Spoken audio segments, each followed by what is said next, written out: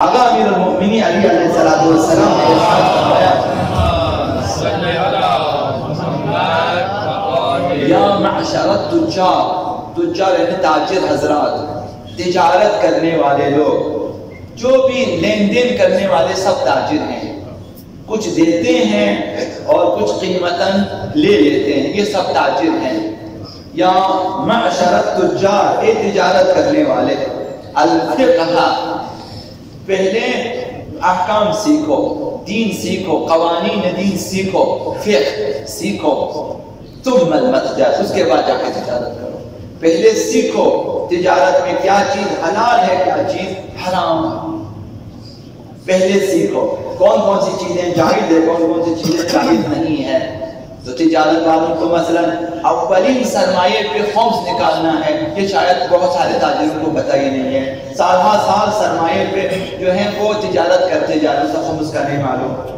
اس دن بھی شاید عرض کیا ہوگا پچھلے سالوں میں شاید خمس کے احکام میں کہ حتیٰ کہ اگر آپ تجارت کے لیے اگر آپ ترازو بھی خریدیں اس سرمایے پر بھی آپ کو خمس نکالنا ہے۔ اگر ایک سائیکل آپ خرید لیتے ہیں تجارت کی غرض سے کہ میں اس پر سامان لانا لے جانا، مثلا ایک شخص کے پاس صرف ایک سائیکل ہے، مطلب اسی پہ اس تجارت، اس سائیکل کا بھی خمس واجب ہے مثلا بہت۔ اس لیے فرمایا کہ پہلے فقہ یعنی احکام شرعیہ سیکھیں، اس کے بعد تجارت کریں، اور فرمایا کہ آگاہ ہو جاؤ، واللہ قسم بخدا للربا فی هذه الامة اخفى من دلیل النمل على الصفا، قسم بخدا اس امت میں ربا یعنی سود خوری اس طرح سے داخل ہے کہ غیر محسوس طریقے سے، جس طرح صاف پتھر پہ چوٹی کی چال اس طرح وہ غیر محسوس ہے، اسی طرح سے اس امت میں سود خوری اس طرح سے غیر محسوس طریقے سے داخل ہو جاتے ہیں۔ عموماً تاجروں کے پاس ہے کہ فقہ نہ سیکھنے کی وجہ سے سود خوری میں مبتلا ہو جاتے ہیں۔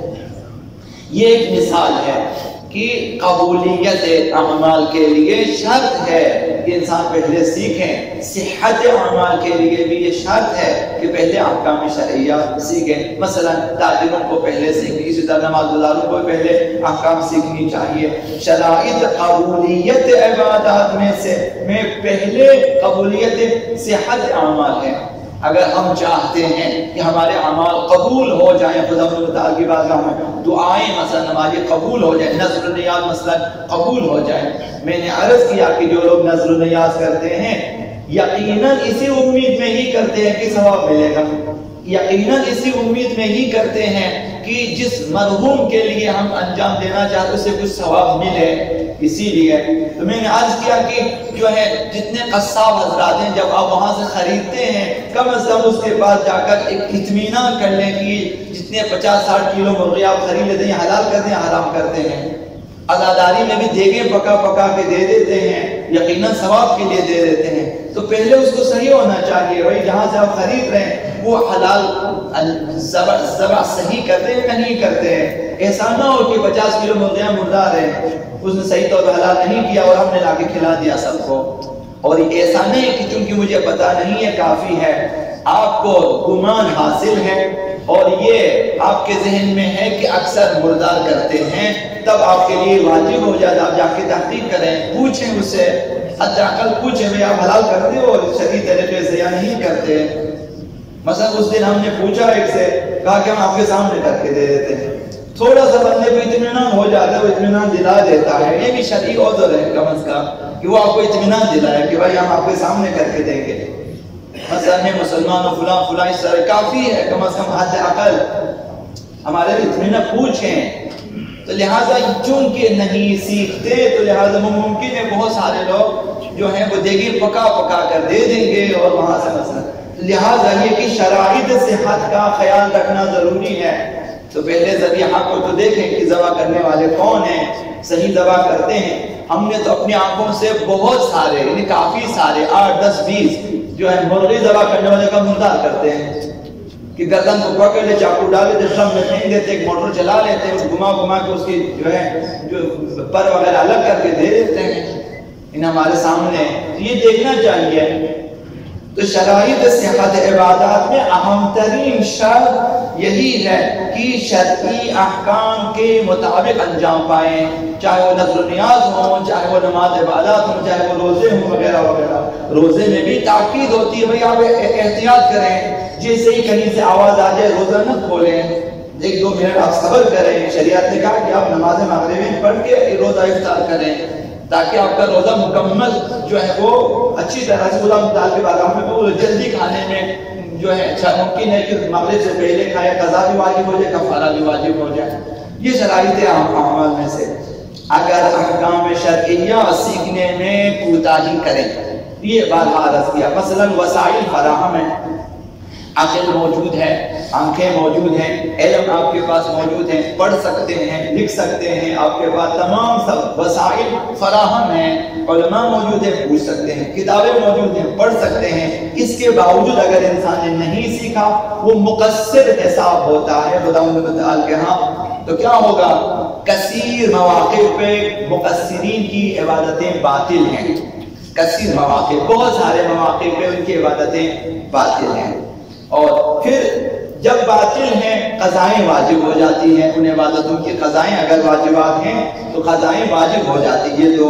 اور تیسرا یہ کہ بعض اوقات کفارات بھی واجب ہو جاتے ہیں، جیسے روزے کے سلسلے میں اگر کوتاہی کی ہے احکام سیکھنے میں اور روزے کو باطل کیا ہے، مثلا کبھی حرام چیزوں سے روزے کو باطل کر دیتے ہیں، کبھی جان بوجھ کے روزہ افطار ہوتا ہے، کبھی نیت میں تردید ہو جاتی ہے، بعض اوقات کفارے بھی واجب ہو جاتے ہیں۔ اور ساتھ ساتھ مستحق عقاب الہی بھی قرار پاتے ہیں۔ ایسا نہیں کہ میرا صرف روزہ باطل ہو کیا فرق پڑتا ہے، وہی سزا بھی تو ہوگی آگے، کیونکہ گناہ انجام دیا ہے۔ مثلا کسی روزہ دار نے مفطر روزہ کا انجام دیا، مفطر روزہ، کسی نے روزے کو افطار کیا، اس نے کھا لیا۔ اگر مسئلہ سیکھنے میں کوتاہی کی ہو تو ظاہر مقصر شمار ہوگا۔ روزہ کھا لیا اس نے، جس نیت سے بھی کھا لیا، روزہ کھایا، اور اس نے مسئلہ انجانے میں کھولا ہے، اسے پتہ نہیں تھا۔ اگر یہ جو پتہ نہیں تھا، اگر اس نے کوتاہی کی احکام الہیہ سیکھنے میں اور جو ہے مفطر روزہ انجام دیا، روزے کو باطل کیا کسی طرح سے، اور خود حد اقل تردید میں تھا، نہیں پتا تھا کہ اس سے روزہ باطل ہوتا یا نہیں ہوتا، اسی حالت میں تھا، تردید میں تھا کہ شاید اس سے روزہ باطل ہوگا، شاید نہیں ہوگا، مثلا اس کیفیت میں تھا، تو پھر احتیاط لازم یہ ہے کہ روزے کی قضا بھی رکھیں، کفارہ بھی دیں۔ ایک روزے کا کفارہ یا 2 مہینے مسلسل روزہ رکھیں گے یا 60 مسکینوں کو کھانا کھلائیں گے، ایک روزے کا ہے۔ اگر خدا نخواستہ اگر کسی نے اگر بہت سارے روزے کھائے ہوں اس طرح سے کہ میں روزہ نہیں رکھوں گا، اور اس طرح میں جو ہے دل کو روزہ کھانا شروع کر دے، بہت سارے کفارات ہیں۔ ایک قوم روزہ رکھنا چاہیے، ایک روزے کے عوض 2 مہینے، یا پھر 60 فقیروں کو اگر ضرورت مند ہے شاید کھلا سکیں، 60 فقیر جمع کر کے ایک روزے کے لیے، اگر اس کے بعد پیسہ بھی کم ہو پھر مسائل پیدا ہو جاتے ہیں۔ لہذا شرعی وظیفہ ہے کہ اپنے احکامات کو دقیقاً سیکھیں اور اس کے بعد عمل کریں۔